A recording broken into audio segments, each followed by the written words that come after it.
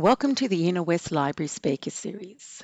Before we begin today, I would like to acknowledge the Gadigal and Wongal people of the Aurora Nation on which this podcast is produced, and pay my respects to elders past, present, and emerging from across all lands this podcast reaches. Allie Reynolds is a former professional freestyle snowboarder who spent 5 winters in the mountains of France, Switzerland, Austria, and Canada. Her short fiction has been published in magazines in the UK, Australia, Sweden, and South Africa. Ali swapped her snowboard for a surfboard and now lives by the beach in Queensland. Shiver is her debut novel. In this propulsive locked room thriller, a reunion weekend in the French Alps turns deadly when 5 friends discover someone has deliberately stranded them in a deserted mountaintop resort. Welcome, Ali. Hi. Ali, congratulations on your debut novel, Shiver, a thriller novel at its best. Ali, your debut novel sparked a major interest, resulting in a 10-publisher auction for your novel. I'm intrigued. Can you talk a little bit about the entire process and how you were feeling at the time? Yeah, thank you. So for around 20 years, ever since I was snowboarding, really, I was trying to write a novel set in the mountains and really struggling with it. And I'd written a few other things. And then a couple of years ago, I abandoned that project and switched to writing another thriller, which would become Shiver. And I spent a long time planning it, trying to get the storyline straight in my head. I'd never planned a novel before, and I felt that was probably where I'd gone wrong. I always ended up in a bit of a mess with the storylines. So this one was very smooth to write. It probably took me about 6 months to write, and I'd heard how hard it is to get an agent and a publisher. So I sent it off to agents in London, expecting I might have a long wait. And a few hours later, I had an offer of a London agent to represent me. And she helped me with some revisions. And then she told me the exciting news that quite a few publishers were interested in the novel and she wanted to take it to auction. So yeah, that was an incredible time. I could hardly believe it. It's every writer's dream and you never imagine it would happen to you. As the auction took place in the UK, I had offers from different countries, the US, France, Germany, Italy. So rights sold in quite a few different territories. And we already had TV and film companies interested in the story too. And yes, it's been a total dream. I still feel like I might wake up and it won't really have happened. That's amazing. It really is. I hope when the book does turn into movie that you'll be able to take part in that too. Oh. Yeah, you never know. That would be fun. Yes, it would be fun. 2020 has been a trying year for people all around the world, full of lockdowns, quarantines, and uncertainty. During this time, more than ever, people have turned to film, television, and of course, books for support, comfort, and escapism. What has this year been like for you as a debut curator? So I divorced a year ago. So this year was quite a tough year. I found myself a single mum with my 2 little boys in my small apartment in the lockdown, trying to homeschool them, and I was watching my deadline for writing my next book just tick away. I couldn't work at all while my boys were at home. I didn't really have any time to myself. There wasn't really time to even read. I feel very fortunate now that we are in a fortunate situation compared to other countries where they've had much longer lockdowns. Yes. So yeah, it's been a crazy year for sure. For everyone. Did you enjoy homeschooling? No, I used to be a school teacher. I'm a qualified school teacher, used to work in London as a primary school teacher. Yeah. And I absolutely struggled so much. So I just can't imagine how everyone else would have found that, because I know I could not do it. I bet you were very excited, like a lot of other parents, when they were allowed to go back to school. Yes. I'm sure. Yes. Yeah. Ali, you have a remarkable way of writing. I can visualize everything as I read, and I even felt, and this is true, listeners, the icy cold wind on my face. So many interesting narratives and multiple plot threads. Can you explain your style? Oh, thank you so much. That's really kind. Well, I'm a massive fan of Lee Child. He favours sort of very clean, lean writing. There's no frilly bits, not much description. It's all about the story, basically. And so, yeah, I really admire how he writes. I try to write in quite simple language that the brain will absorb as easily as possible so the reader can escape into the world and the story, not really have to process anything. I try to keep description to a minimum and just give, a few quite vivid, specific details, to so they can picture. I try to use the senses and also emotions to make readers really get involved in the story. Shiver has a dual timeline, so we flash from the present day, where the characters are in a scary situation, to 10 years before when they were young athletes with all their hopes and dreams. So the chapters alternate between those two times, and I tried to give cliffhangers at the end of every chapter to keep the reader interested and keen to know what would happen in that scene. Well, this reader, I was very interested, I can tell you that now. And I really did enjoy how you got the 10-year difference. And it was like, oh, what's going to happen? What happened before? Oh, gee, I forgot. Oh, I'm going to go back and I read a little bit more and then I'm back again. So I really did enjoy the way you wrote it too. It was just amazing. Well, thank you. Shiver is what is known as a locked room thriller. Without giving anything away to our listeners, what can you tell us about your debut novel, Shiver? Sure. So Shiver begins as five former friends are invited to an isolated mountaintop reunion in a ski resort in the French Alps.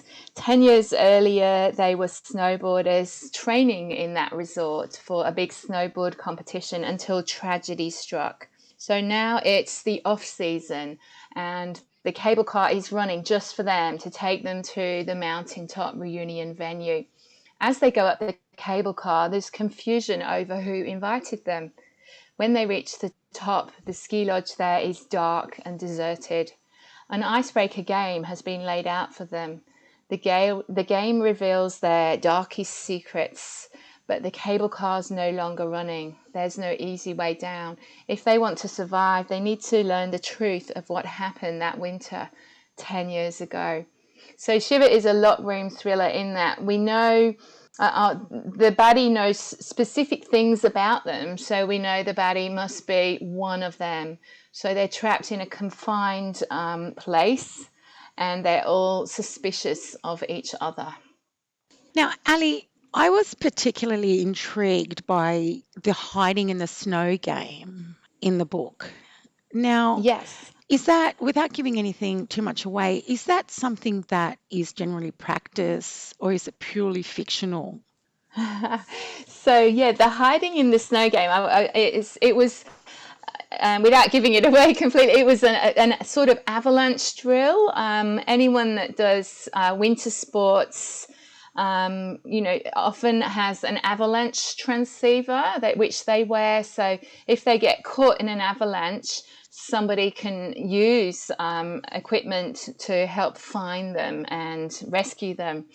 So I have my characters in Shiver doing a sort of avalanche drill in quite a dangerous way. I think normally people wouldn't do it in such a dangerous way. I have seen people, for example, hide in the snow and have their rescue dogs practice finding them. But I think normally people might just hide their avalanche transceiver in the snow and then practice using their equipment to find it. It just really caught me by surprise. When I was reading it, I Yeah. thought I was actually holding my breath. And it's Oh. hard, like listeners, it's hard to explain until you read the book, but I physically was holding my breath when I read that part. Oh. Okay. Ali, your characters in Shiver are portrayed as fiercely competitive both on and off the ice. Ali, as a former professional snowboarder, how much did your personal experiences contribute to the characters in Shiver? Yes, so Shiver is full of very competitive people. The women in particular in Shiver are extremely competitive. And I can imagine that readers might think, wow, these snowboarders are really cutthroat, aren't they? But actually, I'm happy to say that in real life, the snowboarders that I met and trained with were the nicest bunch of people imaginable. It was a really supportive crowd. I almost wonder if the more dangerous the sport, maybe the more supportive the athletes are in that sport. Also, probably I was competing in the very early years of freestyle snowboarding, so there was no money in the sport. People were doing it just for the passion.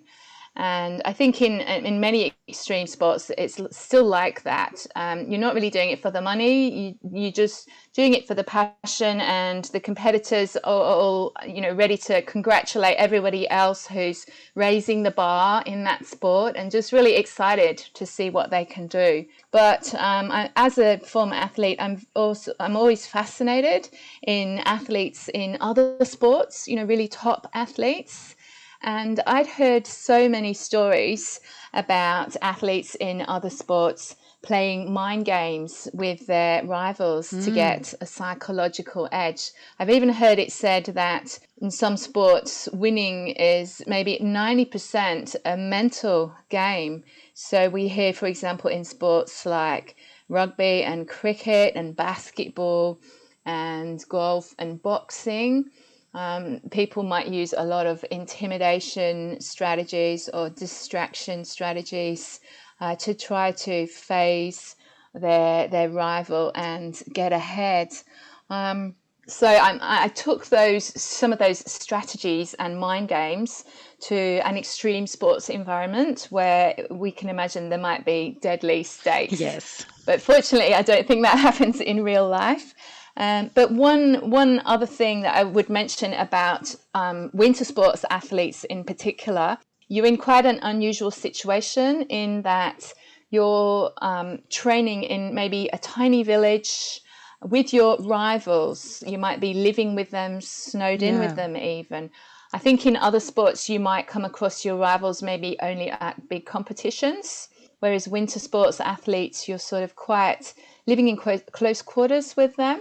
So it did make it quite interesting for a thriller situation to have people living or snowed in with their rivals. What might they do to each other? Because you're living together and you're all out Yeah. on the ice, that you can see how one of your opponents what your opponent is doing, and they can see exactly your new tricks, etc., etc. Whereas if you're Yes. training for another sport, you usually train off site Yes. or something like that. Yeah, I guess you're right Yes. there.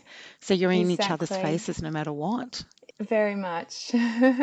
Ali, will you continue writing fiction? If yes, would you consider other fiction genres, or would you explore writing non-fiction in the future when the new normal occurs? So I got a 2-book contract. So I'm contracted to write another thriller, and I'm currently writing it. I'm way behind my deadline thanks to the lockdown, but it's going to be a thriller set on a remote beach here in Australia. Nice. So I'm feeling quite excited about that one.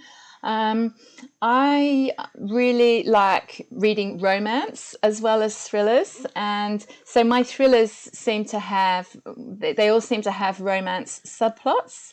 And in the future, I would really like to have a go at writing a proper romance novel at some point.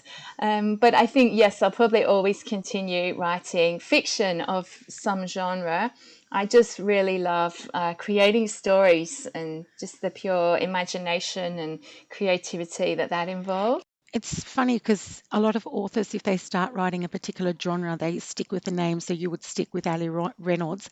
So if you were to write romance, do you think that you would have a pseudonym, or do you think you would still use your name? I think publishers like you to have at least a slightly different name. Like I've heard of authors, for example, like C.L. Taylor, a UK author who writes thrillers. She writes chick lit sort of romance as Callie Taylor. So it just, we don't want readers to pick up your book expecting a thriller and then be disappointed to find it a romance. So I think it probably is just something I would do so I don't catch readers by surprise or disappoint them. It's interesting, isn't it, though, really? And I've also heard that two authors, they combine their names too. So if there's two authors writing, it'd be one author's first name or both authors' first names. Yes, I've heard of that too. That happens quite a lot too. Yeah. Allie, in your acknowledgements at the end of your book, you gave a shout out to Gold Coast City Council, especially the library staff. Can you elaborate on the importance of public libraries as a library user yourself? Yes, so in the acknowledgements of Shiver, I mentioned that I was extremely grateful to Gold Coast Library and that without the use of the library system, Shiver would not exist. I read a lot. I read maybe 80 to 100 books a year. And for a long time, I was a mom of two kids on quite a low income. And there's no way I could have afforded all those books. You know, I was prepared to buy some books for my kids, but maybe I wouldn't want to spend that money on myself. So I could get them from the library, and I love to make adventurous choices in my fiction. I particularly love finding debut novels. The library allows me to go there and browse without the pressure of having to buy. So I can just pick up a book because I like the picture on the cover, or it has an interesting title. I can, read a chapter or even take it home and see if I like it. And I've discovered so many amazing authors that way that I don't think I would have been able to discover without having access to the library. Also, before I wrote Shiver, I was a freelance writer writing for women's magazines. And through my library, I had access to thousands of magazines and newspapers across the world. So it allowed me to have stories published in You magazine in South Africa, for example, and many in the UK. And I could not have done that without the library. Also, I take a lot of nonfiction books from the library, and I learn things maybe as research for writing. I'm researching some psychology at the moment. I took a French course from the library. I wanted to learn some French. And also for my two little boys, I've been carting home huge bags of library books ever since they were babies. And through the library, they've experienced the excitement of a new book over and over. So I'm extremely grateful. Oh, another thing that I'm grateful for as well, the Gold Coast Library pre-COVID were running a lot of workshops. They had a fantastic selection of workshops for readers and for writers where we'd have authors coming in, and I really loved attending them. And I attended some fantastic writing workshops that helped me so much. Yes, for free. Amazing. Ours are for free too. We do writing courses as well, but unfortunately, because of COVID, we've had to suspend our programming. So our patrons are looking forward to us going back to some type of programming. When we can have the face to face. But we've been fortunate here too. We had our click and collect. We've done online. Yes, we had that here. I was so happy when the library reopened, and it must have been tough for the staff. And I can imagine having to adapt quite a lot. And we have a security guard at our library here now, and you have to sign in and sign out. But we're just very grateful that we've got that service at all. Same with us. It's great. That's wonderful. What this answer means to our listeners is, go and check out your local library, bring in some ID, and we encourage everyone to join up. Yes. Allie, can you tell us what were your favourite lockdown reads and what are you reading at the moment? Yes, certainly. So I did really struggle to read in the lockdown. I think a lot of people said the same thing. It was so hard to concentrate, and also, didn't really have much time. So I did reread a couple of old favourite books because that was a bit easier. So I reread a book called The River at Night.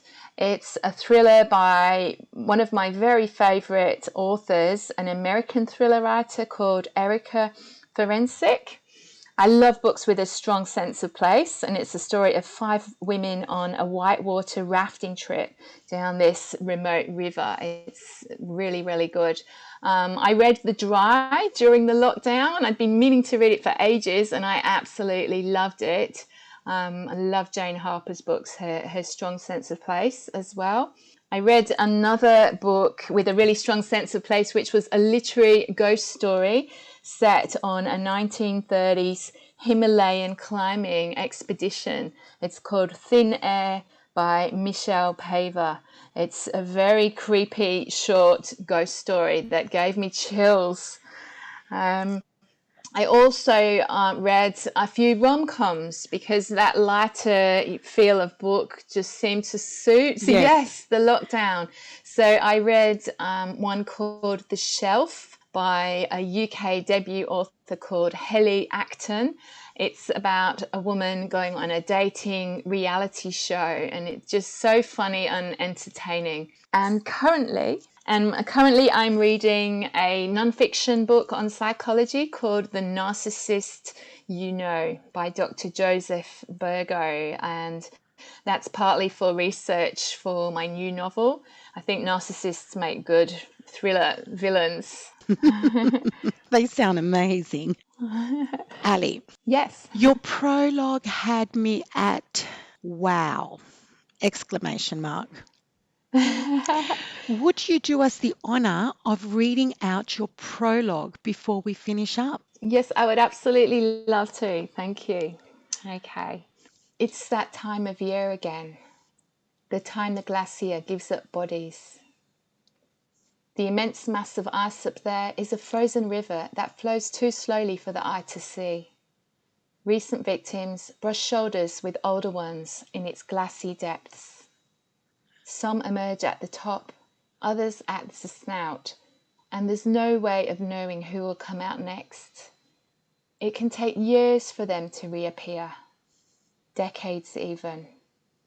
A glacier in neighbouring Italy made the news recently when it produced the mummified corpses of First World War soldiers, complete with helmets and rifles. Still, what goes in must eventually come out, so I've been checking the local news every morning. There's one particular body that I'm waiting for. Thank you, Allie, for your time and for a wonderful chat. We wish you all the best with your magnificent debut novel, Shiver, and with all future publications. Allie's book is available both physical and electronic formats at any of our Inner West libraries, ready for you to borrow or log on to our catalogue and place a reservation at any time. If you would like to purchase Allie's book, please visit your favourite independent bookstore online or in person. Bye everyone, and thank you for listening, and look out for our upcoming digital content through the Inner West Library What's On and social media channels.